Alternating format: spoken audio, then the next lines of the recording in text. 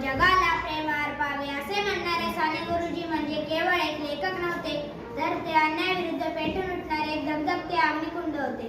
आज आपल्या भेटीला आलेले आहेत साने गुरुजी म्हणजेच पांडुरंग सदाशिव साने. त्यांनी महाराष्ट्राच्या मातीला संस्काराचे अमृत पाजले. पांडुरंग सदाशिव साने म्हणजे माणुसकीचा पुतळा. लोक म्हणत होते गुरुजी मऊ होते, पण एक लक्षात ठेवा, साने गुरुजी अन्यायाविरुद्ध वज्रासारखे कठोर होते. जेव्हा अस्पृश्यतेच्या नावाखाली माझ्या बांधवांना विठ्ठलाच्या दर्शनापासून रोखले गेले, तेव्हा याच माणसाने मंदिराचे दरवाजे उघडण्यासाठी आपल्या प्राणांची बाजी लावली. जोपर्यंत माझे दलित बांधव मंदिरात जात नाही, तोपर्यंत हा पांडुरंग अन्नाचा कणही घेणार नाही. हा त्यांचा निर्धार म्हणजे क्रांतीची गर्जना होती.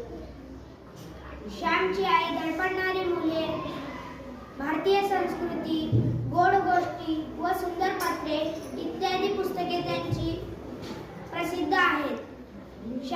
साने गुरुजींनी श्यामचे हे पुस्तक लिहिले ते केवळ रडवण्यासाठी नाही, तर देशातील पिढ्यानपिढ्यांवर मातृप्रेमाचे आणि नैतिकतेचे संस्कार करण्यासाठी.